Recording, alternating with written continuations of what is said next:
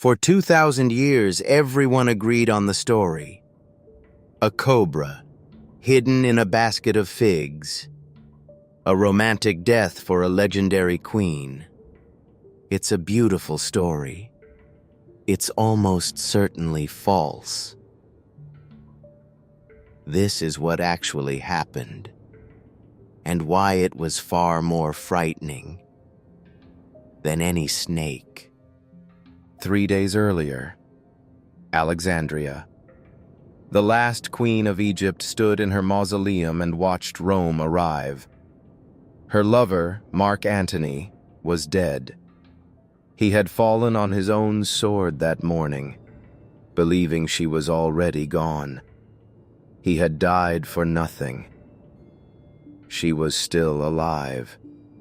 She had ruled Egypt for 21 years. She had kept her kingdom alive when every other monarch had surrendered to Rome. But now, for the first time in her life, Cleopatra VII, Philopator, Queen of Kings, was a prisoner. And Octavian was coming. Octavian came to see her in person. He was 33 years old, cold, calculating, and immune to her famous charm. He had heard stories his entire life about what happened to men who got too close to the Egyptian queen. He wasn't going to make the same mistake as Caesar or Antony. She lay on her bed, performing helplessness. It didn't work. He showed her the itinerary.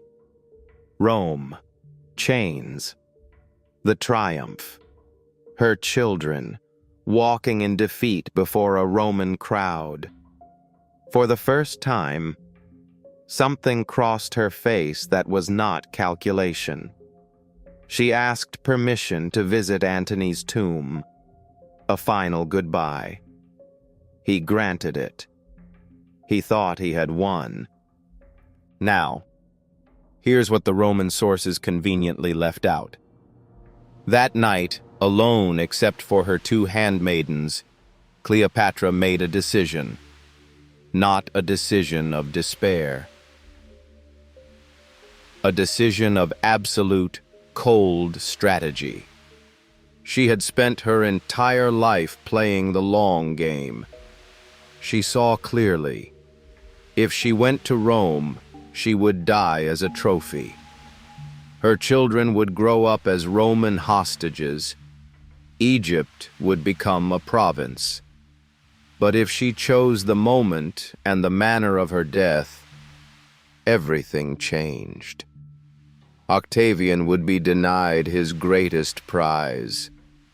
She would die as a queen, not a slave. And she would become something Octavian could never take from her. A legend. The basket is real.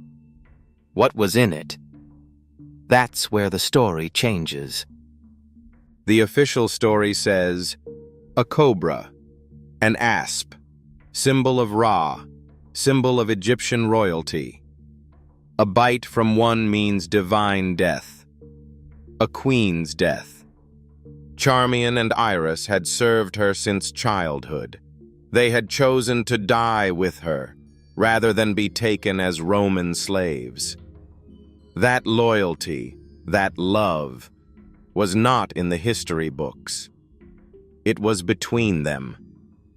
That night, Cleopatra of Egypt performed the last ritual of her reign.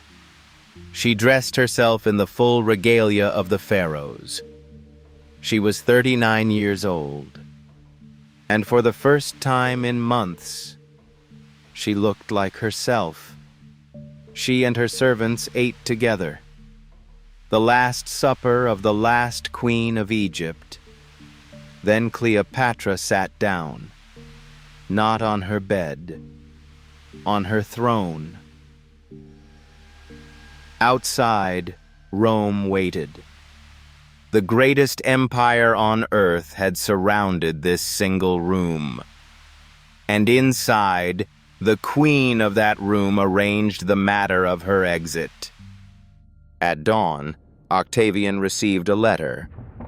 His face, by the accounts of witnesses, went still. A Roman soldier stepped forward and shouted, "Was this well done, Charmian?" She answered, "Exceedingly well done, and fitting for a princess descended from so many kings." Then she fell. Octavian was furious, not because she was dead, because she had beaten him. Modern forensic toxicology has a different answer. He had to improvise. At his triumph in Rome, there was no Cleopatra in chains. Instead, a painted effigy, a mannequin, a copy of the woman who had refused to be his trophy. Modern historians believe she used a cocktail of hemlock, opium, and wolfsbane, undetectable to Roman physicians. Painless, planned for days. There was nothing accidental about any of it. The last act of Cleopatra's life was her finest. She didn't lose her kingdom. She chose not to give it away. Subscribe,